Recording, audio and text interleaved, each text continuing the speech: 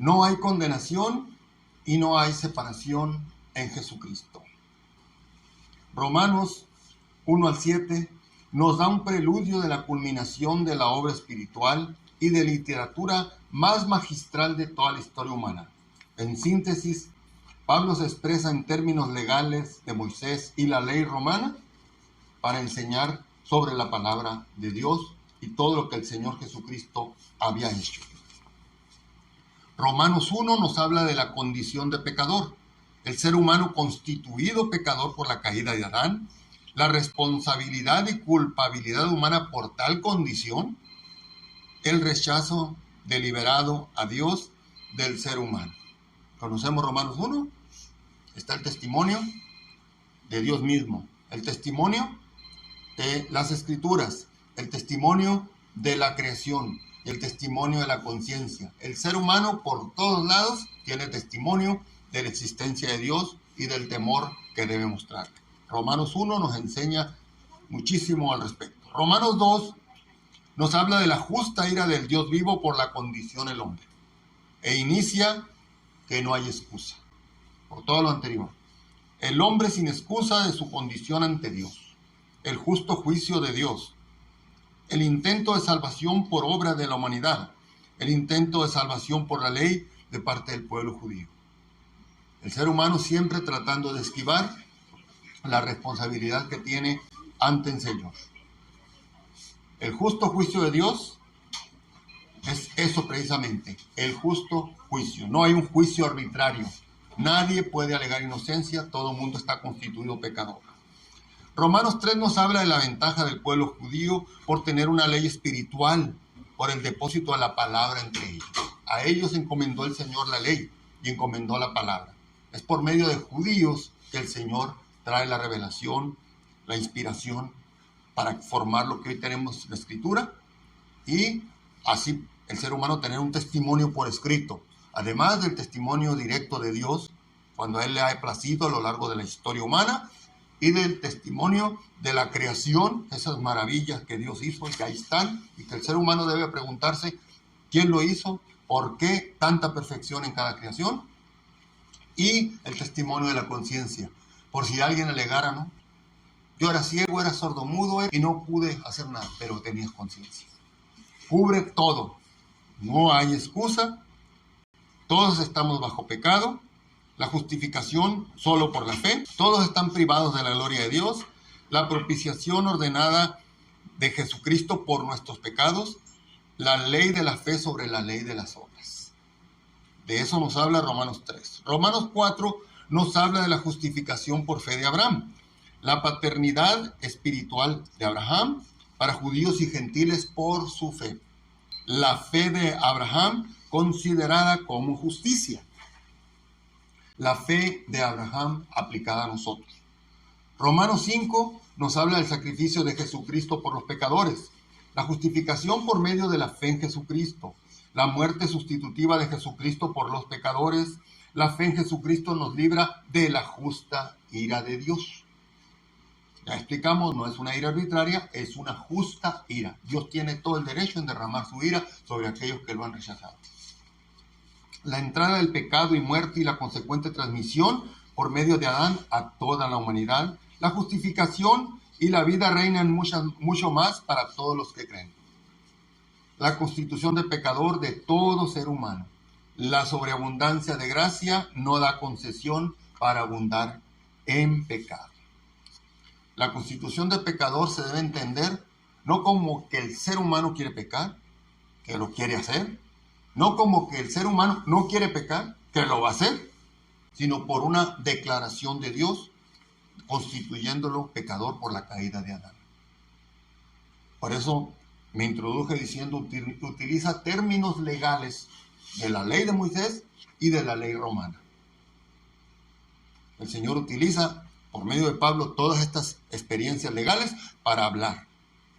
Romanos es un compendio de legalidad. Legalidad así como el derecho, la ley. Cada palabra ahí debe ser estudiada desde el punto de vista legal para poder entenderla. Hoy no vamos a abundar en eso, pero todas tienen ese fundamento. Y grábense muy bien esto, hermanos, para poder transmitirlo a los demás. Porque alguno puede decir, no, voy a pecar como que abunda la gracia. La sobreabundancia de gracia no da concesión para abundar en pecado. Romanos 6 nos habla sobre la muerte de Jesucristo, la muerte en Jesucristo, de los que creen, y la esclavitud del pecado. No se debe pecar para aprovechar la gracia. La muerte y resurrección simbólica del creyente mediante el bautismo en agua. Es sepultado en agua, por eso la importancia de la inmersión, porque es sepultado como Jesucristo y es sacado, símbolo de la resurrección, como Jesucristo resucitó de la tumba. La libertad del pecado mediante la muerte. Estar vivos entre los muertos. La nueva esclavitud del creyente en Jesucristo para justicia y santidad. La liberación de la esclavitud al pecado significa librarse de la obligación de pecar, pero no necesariamente libre de la intención de pecar. Ya no, como hijos de Dios, o como gente nacida de nuevo, regenerada, ya no tenemos la obligación de pecar. Fuimos librados de esa esclavitud, pero por nuestra constitución de pecadores hay la inclinación a pecar siempre, de diversas maneras. Los frutos de la nueva esclavitud en Jesucristo son para santificación. Hay una nueva esclavitud en nosotros, que son frutos para santificación. Mientras más esclavos somos, más nos santificamos. Romanos 7 nos habla de la responsabilidad por la ley. Los frutos de la muerte del cristiano al pecado mediante Jesucristo. La letra de la ley mata, pero lo nuevo del Espíritu da vida. La bondad de la ley usada por el pecado para lo malo. Esto nos viene explicando Romanos 7. La letra mata, pero el Espíritu vivifica. Y muchos lo han utilizado muy mal, pues este término. Simplemente morir a la ley. Ya la ley no tiene ninguna vigencia sobre nosotros. Ya no podemos estar sacrificando corderos para expiación, ya no podemos estar guardando el sábado literalmente como se enseña en algunas partes. Todo eso está absolutamente vigente. Ninguna tilde de la ley perecerá. Todo sigue vigente.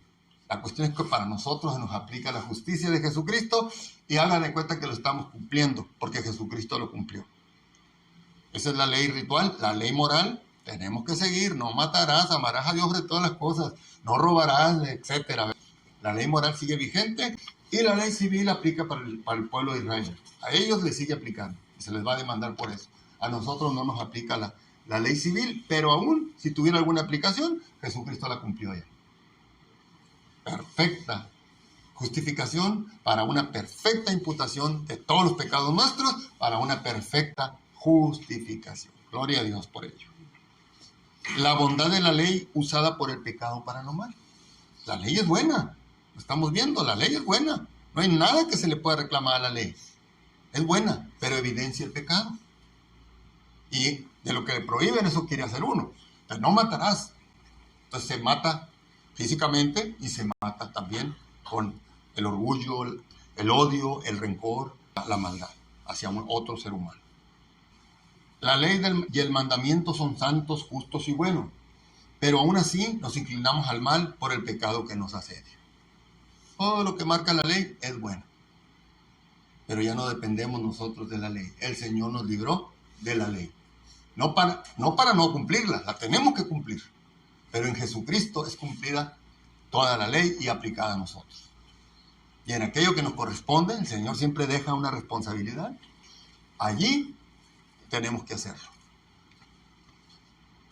El hombre interior se regocija y anhela obedecer, pero el pecado induce a desobediencia. Pablo aquí lo viene describiendo como una entidad. Y en todo esto Pablo viene manejando puros argumentos legales, jurídicos, para entenderlo. Y entramos al tema de hoy, Romanos 8. Romanos 8 llama la atención, hermano, porque es la obra más magistral de literatura. Junto con todo Romanos 8 es el centro de la vida cristiana. Y considerarla la obra más magistral. Junto con todo Romanos 8 es la crema de la literatura y por supuesto de la vida espiritual sobre todo. Pero Romanos 8.1 es la crema innata y la cereza. Y póngale todas las delicias que pueda haber. Romanos 8.1 como Romanos 8:1 y Romanos 8:35. No hay condenación, no hay separación. Así que podemos, hermanos, estar seguros. Es un círculo perfecto entre el versículo 1 y el versículo 8, la perfección de la seguridad de la vida eterna en Jesucristo. No hay condenación, enfático. La palabra condenación aquí es una palabra legal, como les dije. No hay culpa que se nos pueda imputar. Y no hay separación. Nada de lo que nos pase nos va a separar. Por tanto, es decir, por todo lo anterior que les acabo de decir, la esclavitud del pecado, la caída del hombre, la condición de pecador, el sacrificio de Jesucristo, la seguridad por el bautismo, por todo lo que leímos entre el capítulo 1 y el 7. Por tanto, no hay condenación en Jesucristo para los que no andan conforme a la carne. Somos los hijos de Dios, no andamos conforme a la carne. O tal vez incurramos en carnalidades, pero no andamos conforme a la carne. Andamos conforme al Espíritu. Por tanto, no hay condenación en Jesucristo para los que no andan conforme a la carne, porque la ley del Espíritu de vida que está en Jesucristo te ha librado de la ley del pecado y de la muerte. Así que por cuanto la ley era débil a causa de la debilidad de la carne, Dios envió a su Hijo en semejanza de carne de pecado por causa del pecado, para que Él condenara al pecado en su carne. Todo lo anterior lo va sintetizando Pablo en unas cuantas palabras, una cosa perfecta. Para que la justicia de la ley tuviera cumplimiento en nosotros, que no andamos conforme a la carne, sino conforme al Espíritu. Aquí está, hermanos. No hay condenación. ¿Por qué? Porque estamos en el Espíritu, porque el Espíritu Santo de Dios mora en nosotros. Es el capítulo que más veces menciona a la persona y a la obra del Espíritu Santo. Todo lo anterior nos narra la obra de Jesucristo, la obra del Padre, a grandes rasgos. Pero el capítulo 8, puro hablarnos del Espíritu Santo, de la obra del Espíritu Santo en nosotros. Es decir, ya está hablando con cristianos, con hijos de Dios. Porque los que están en la carne piensan en las cosas de la carne. Aquí están.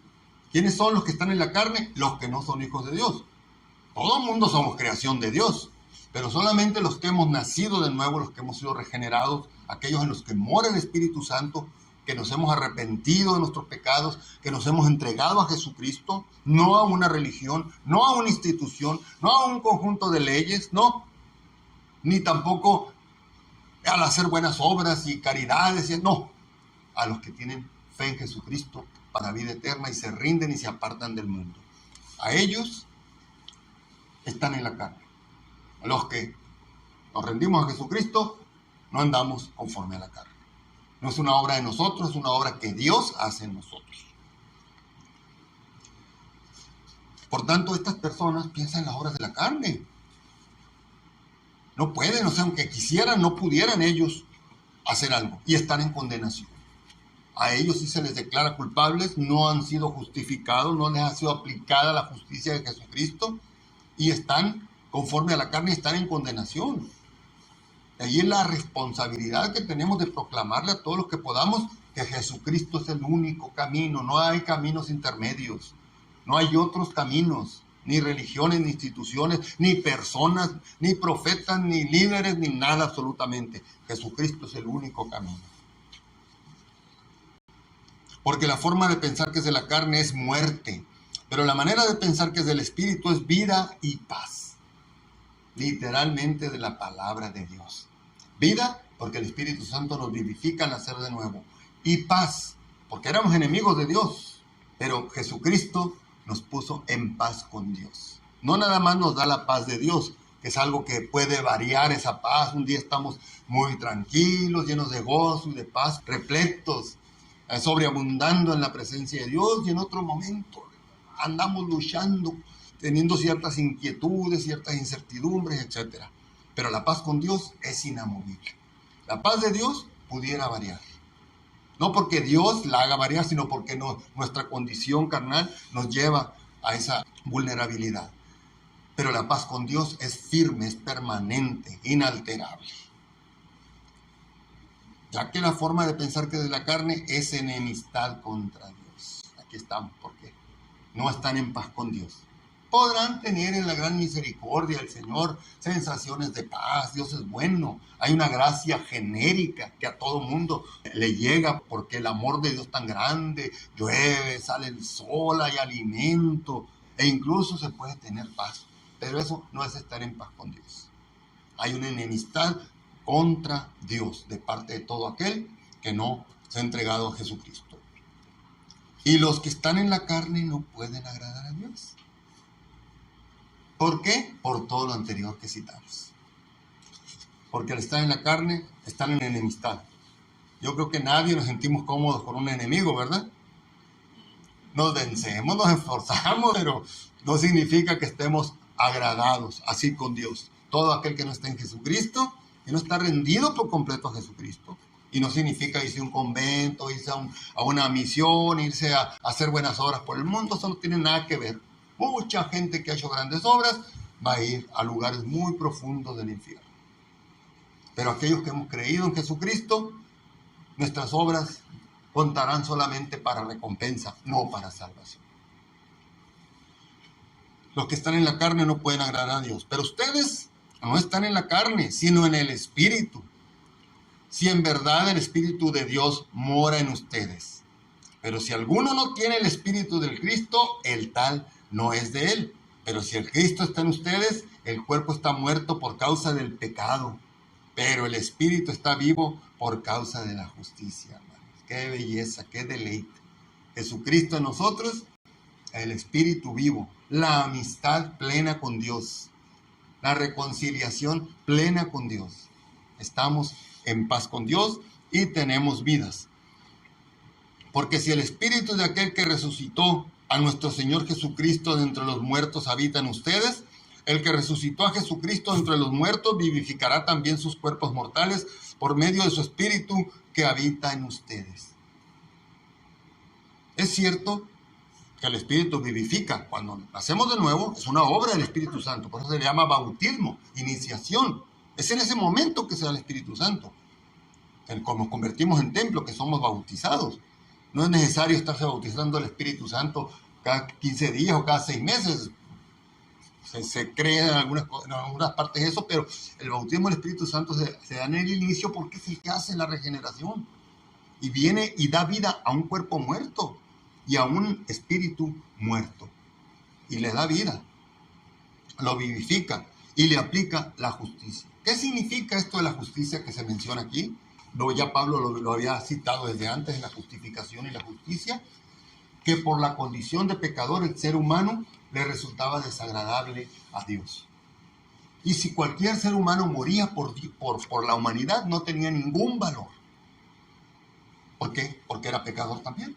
¿De qué servía? Podría morir por su nación, podría morir por una causa, podría morir por su familia, pero no podría morir para redimir de los pecados.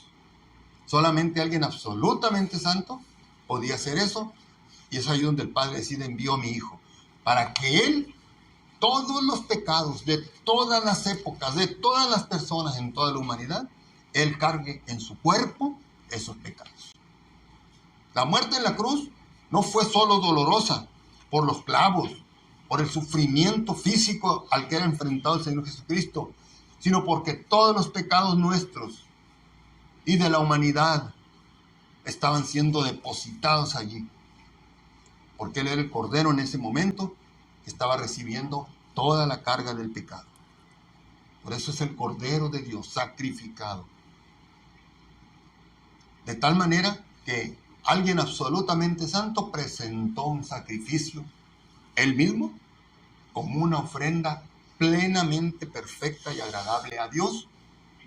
Y luego Él, a todos aquellos que ponen su fe en Él, que nacen de nuevo, que son regenerados, Él se constituye ahora en su justicia. No somos hechos justos. Aquí no hay ni un justo. Aquí habemos justificados. La palabra en el original es un sentido de ser reconocido como justo o ser declarado justo. Es un término legal, no culpable. La sentencia para nosotros, el día que estemos en el tribunal, los hijos de Dios, no culpable. Pero esto que hiciste aquí, mira aquí, Ay, yo te iba a dar, ¿ves esa casona, esa mansión tan hermosa? Esa era la tuya. Pero te vamos a dar esta chocita porque ya ves cómo anduviste de carnal allí, pues. No, yo te había llamado a esto y tú agarraste por tu lado, hiciste otra cosa. Entonces ya no vas a recibir la casota, vas a recibir la casita.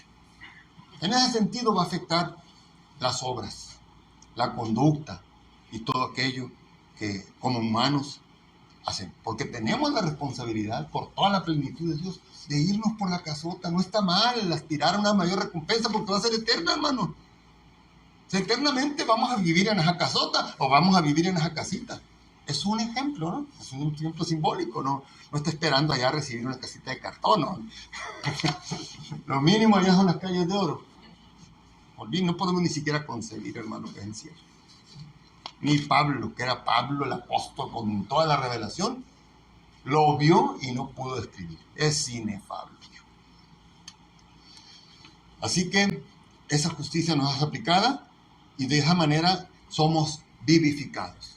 Pero también está la promesa de que los que muramos antes de Cristo vamos a ser resucitados. Ahí está la vivificación final. Estos cuerpos, estos que tenemos, cuando los que nos hemos rendido a Jesucristo, por supuesto, los santos, los nacidos de nuevo, estos cuerpos nos van a ser reintegrados, pero glorificados. Ya las personas pues van a tener una edad madura. Es otro estudio que hay que explicar, ¿verdad?, sobre la resurrección de los santos. Pero las personas van a ser resucitadas en un cuerpo glorificado. Y los que estemos vivos, Pablo creía, por la inminencia de los tiempos, lo que estaba viendo, la inminencia de la venida del Señor, creía que ya los que estemos vivos, decía Pablo, seremos transformados. Es decir, sin necesidad de morir, el cuerpo va a ser vivificado y glorificado, finalmente. Ahorita somos vivificados al nacer de nuevo. Hay veces que hay enfermedades, que hay cosas así, y el Señor, por haber nacido de nuevo, en su gracia, si a Él le place, nos sana. Y el Espíritu Santo nos vivifica. Y aquella enfermedad se va. Pero no es esa vivificación. La vivificación de la que habla el Señor es la resurrección, el cuerpo glorificado. Y también, por supuesto, la vida que da el Espíritu Santo cuando nos regenera. Hermanos míos, ahora somos deudores, no de la carne para andar conforme a la carne. Porque si ustedes viven conforme a la carne, morirán. Pero si por el Espíritu hacen morir la manera de vivir de la carne, serán salvos. Porque los que son guiados por el Espíritu de Dios, los tales son hijos de Dios. Vamos a explicar guiados aquí. El concepto, en ese momento, no era propiamente alguien que va diciéndote vete por aquí, vete por allá, sin perjuicio, porque lo puede hacer, sino controlados por el Espíritu. En ese sentido somos guiados por el Espíritu, controlados. Está la inclinación a pecar y el Espíritu Santo nos redarguye. El Espíritu Santo nos fortalece para que no pequemos, ¿verdad? En ese sentido somos controlados y por tanto somos hijos de Dios. Uno que no es hijo de Dios, ahí peca. ¿Por qué? Porque su condición simplemente no tiene el control del Espíritu, no tiene la guía del Espíritu Santo. Porque ustedes no recibieron el espíritu de esclavitud para volver a estar en temor, sino que han recibido el espíritu de adopción por medio de quienes clamamos, Padre, Padre nuestro. La esclavitud del pecado, ya fuimos liberados por el Señor. Ahora somos esclavos de Jesucristo. La palabra que muchos ahora exaltan, ¿verdad? El gran siervo del Señor, un varón siervo del Señor. Y que la mayoría de las traducciones dicen así, ¿verdad? Siervo del Señor. La palabra en sí es esclavo. Alguien sin derecho absolutamente a nada en el contexto del Imperio Romano, pero en cualquier parte también. Sin derecho a nada. Y luego dice que recibimos el espíritu de adopción. Nos adoptaron, hermanos. Y nuevamente volvemos a la ley romana. En la ley romana, un padre que tenía un hijo biológico podía optar por desheredarlo, por quitarle ciertos privilegios.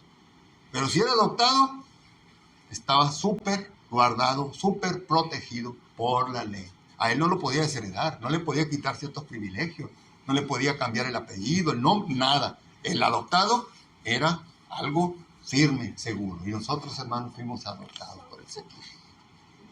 Fuimos adoptados por el Espíritu de adopción. Por eso podemos clamar, Padre, Padre nuestro. La palabra aquí, ya la conocemos muchos, es Abba, Abón, en arameo. En griego dice Abba, Abba.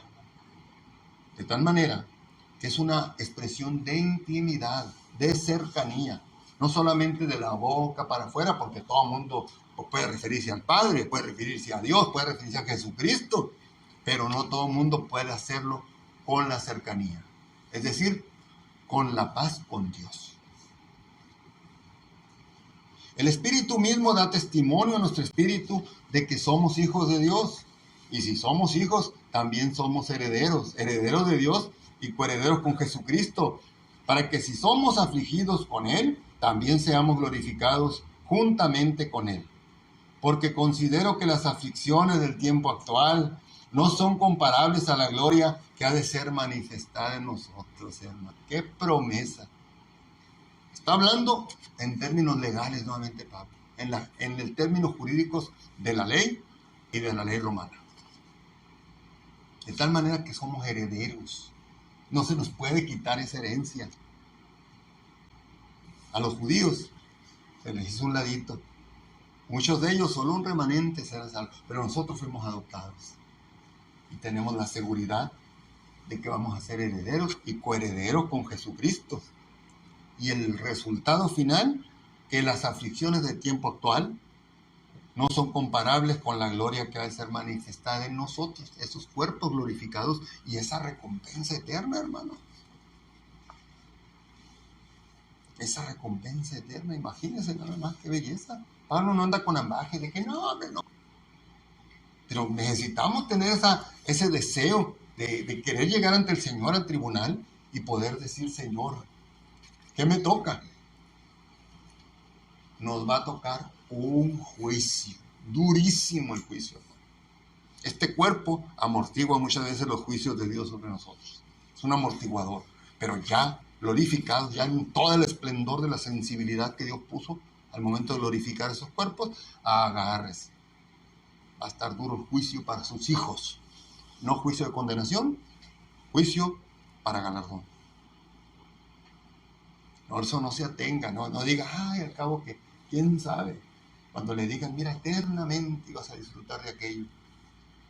Pero ahora vas a disfrutar de esto. Claro, salvación, vida eterna. Cualquiera puede decir, pues con que me salve. Qué lamentable. Hasta el ladrón de la cruz aprovechó.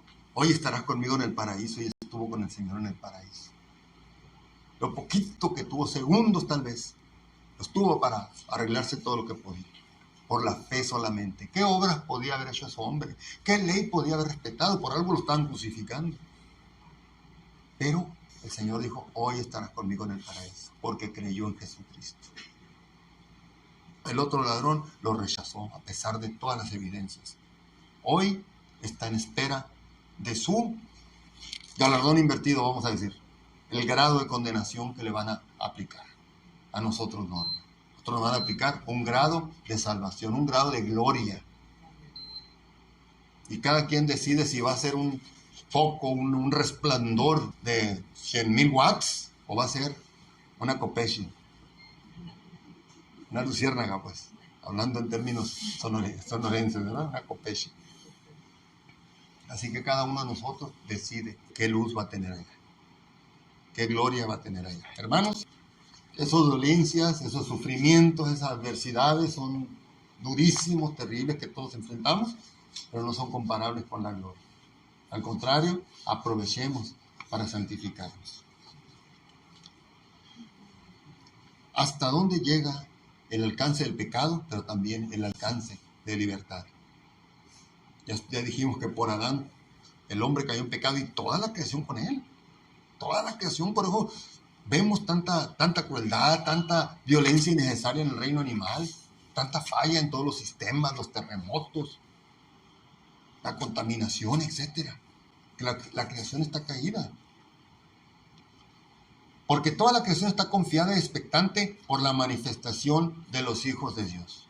No puedo explicar esto como algo inanimado o algo sin razonamiento como un animal. Puede tener conciencia y y estar confiada, esperando que nosotros seamos glorificados para recibir la libertad.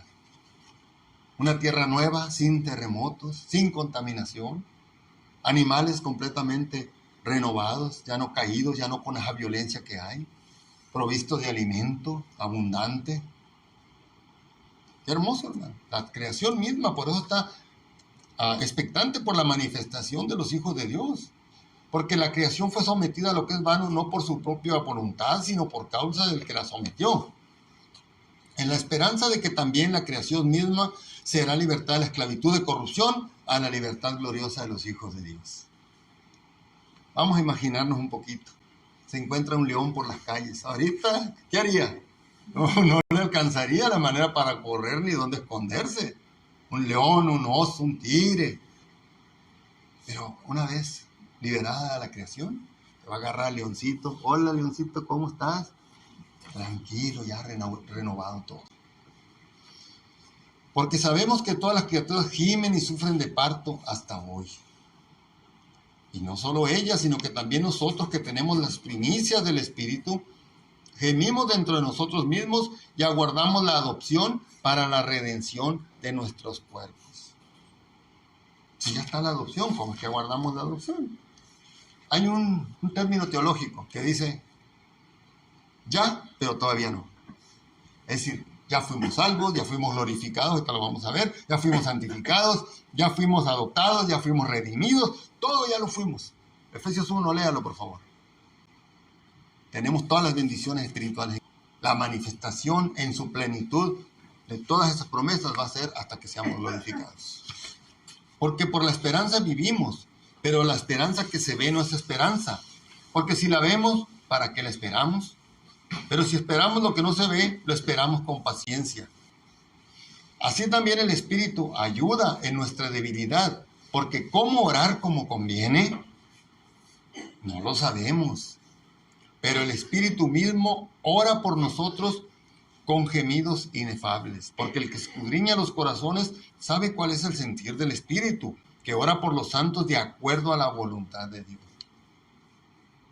La mayoría de ustedes son intercesores, pero la mayoría de las veces no interceden adecuadamente. No sabemos cómo orar como conviene.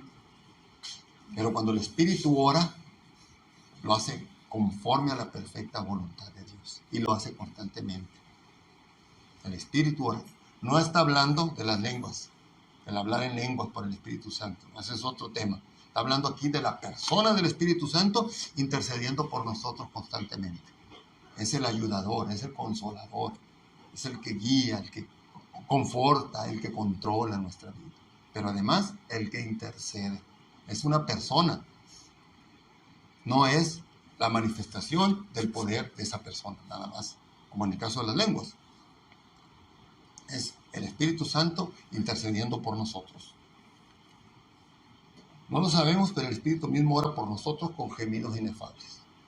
No tienen explicación, no se escuchan, no se ven, no se sienten.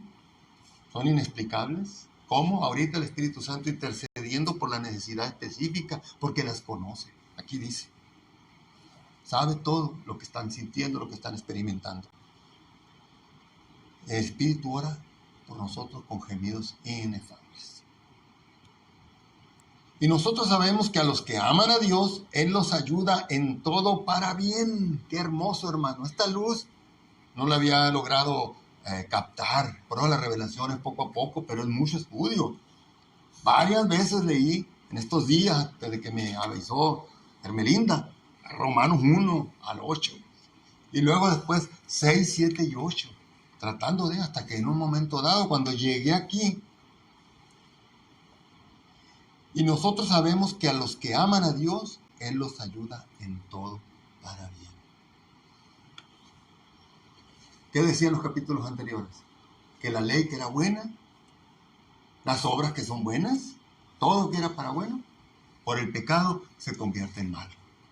Aquí es al revés. Todas las cosas malas que pudieran pasarnos se convierten en buenas cuando amamos al Señor. Qué belleza, hermano. Qué claridad de la Escritura, ¿no? Pero no obra para bien en el sentido de la cadena de gloria que vamos a ver ahorita. a los que designó anticipadamente para que fueran llamados. La elección. Porque habiéndolos conocido previamente, el previo conocimiento de nosotros, no preexistencia, hermano. Esa es una herejía de los mormones y de otras denominaciones. Es el previo conocimiento de Dios. Dios nos conoció a nosotros, pero eso de que estuvimos allá o algo con Él, no existe tal cosa, ¿no? Los marcó con la semejanza de la imagen de su Hijo para que Él fuera el primogénito entre muchos hermanos. Porque a los que designó anticipadamente, es decir, los elegidos, Él los llamó. Es ese llamamiento hermoso, también misterioso, inexplicable que hace el Señor, de tal manera que nosotros respondimos. Hubo una elección, pero tenemos que responder positivamente a esa elección. Hubo un llamado, pero tenemos que responder al llamado. Y a los que llamó, justificó. Es decir, aquellos que respondieron al llamado fueron justificados, porque creyeron en Jesucristo.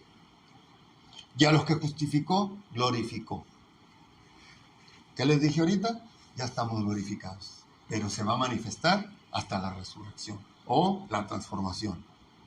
Eso, hermanos, es algo maravilloso, pero también es una explicación extraordinaria de la soberanía de Dios, eligiendo, llamando, justificando y glorificando, y la responsabilidad humana respondiendo a todo ello. Por eso se le llama la cadena de gloria. Estas porciones, glorificación del llamado del Señor. ¿Qué diremos pues acerca de esto? Si Dios está a favor nuestro, ¿quién contra nosotros? Y si no eximió a su Hijo, sino que lo entregó por todos nosotros, ¿cómo no nos dará con Él todas las cosas? El contraste. ¿Quién acusará a los escogidos de Dios? Dios es el que justifica. Padre, yo morí por Él. Mi justicia se la aplicaste a Él. Él está justificado. Y no es licencia para andar por allí pecando o algo. Porque como dijimos, la sobreabundancia de gracia de ninguna manera concede el derecho a la abundancia de pecado. ¿Quién es el que condena? El Cristo es el que murió y resucitó. Y está a la diestra de Dios e intercede por nosotros. ¿Qué me apartará del amor de Cristo? ¿Angustia? ¿O prisión? ¿O persecución? ¿O hambre? ¿O pobreza extrema? ¿O peligro? ¿O espada? Como está escrito, por tu causa morimos cada día y somos contados como corderos para el sacrificio. Pero en todas estas cosas somos vencedores por medio de aquel que nos amó. Porque estoy convencido de que ni la muerte, ni la vida, ni ángeles, ni principados, ni potestades, ni lo presente, ni lo porvenir, ni lo alto, ni lo profundo, ni ninguna otra cosa creada, podrán apartarme del amor de Dios, que es por medio de nuestro Señor Jesucristo. Gloria al Señor, hermano. Todo un tratado de doctrina, de enseñanza, en todos estos capítulos que acabamos de mencionar. ¿Qué viene después? La exigencia de conducta, la exigencia de aplicación de toda esa enseñanza. Por eso, hermanos, aunque hay un menosprecio en general en las congregaciones hacia el conocimiento de la palabra, hacia la enseñanza de la palabra, Pablo nos da la muestra en Romanos. 8 capítulos, sino que más, lo dedica a pura doctrina. En ningún momento habla de mandamientos ahí y de hacer esto o hacer aquello, sino todo, como se dice en teología, todo un tratado teológico para después entrar a la responsabilidad. Y por allí comienza a cambiar. En el 12, renueven su mente. No sean conformes a este mundo. Ya comienza el mandamiento, comienza la conducta, la aplicación. Desgraciadamente, muchas congregaciones llevan una enseñanza conductual o devocional. La enseñanza de la Biblia, teológicamente se le llama predicación expositiva. Es como lo que hoy vimos, versículo por versículo. Fue sintetizado, pero fue predicación expositiva continua, que es enseñar versículo por versículo todo el consejo de Dios, toda la palabra de Dios, todas las maravillas de Dios. Se sorprenderían el impacto en la vida de las personas cuando se maneja así. Hay una mayor disposición cuando hay un entendimiento. ¿Por qué? Porque esto no va a la mente nada más. No se trata de llenar la mente de conocimiento, Se trata de que el Espíritu Santo nos impulse, nos impacte por la predicación expositiva para que la conducta venga como consecuencia natural en nosotros. La predicación expositiva temática, es decir, el conocer los temas fundamentales que nos hacen cristianos, la deidad del Señor, del Padre, del Hijo, del Espíritu Santo, la inspiración de las Escrituras, la salvación, la resurrección. Todos esos temas fundamentales es la predicación temática, el conocer esos temas. Eso va despertando amor por la palabra, el deseo de ver qué sigue, qué más me va a mostrar el Señor. Pero también nos va fortaleciendo para la conducta. Por eso Pablo dedica tantos capítulos a la enseñanza, a la doctrina.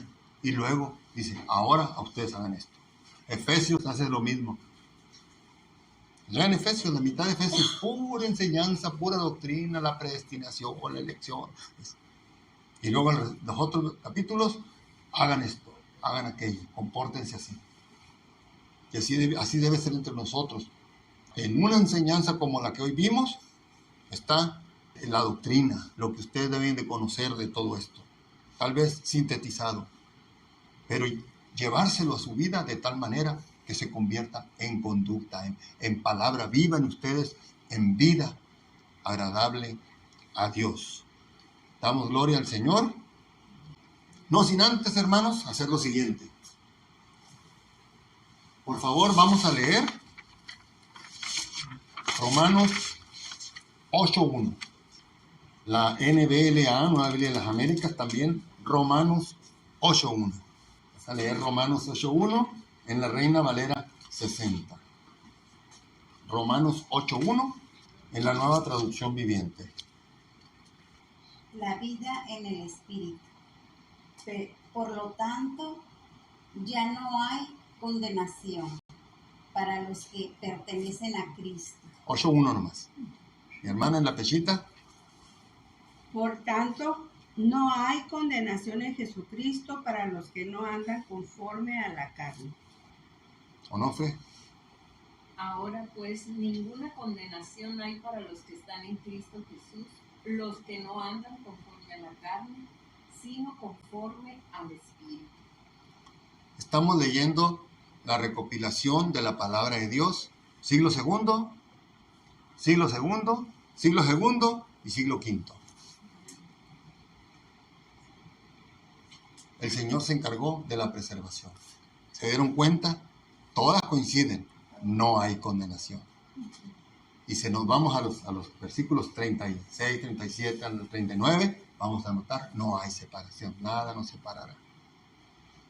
Siempre el Señor preservando la integridad perfecta de su palabra inspirada. Damos gloria al Señor. Terminamos esta exposición.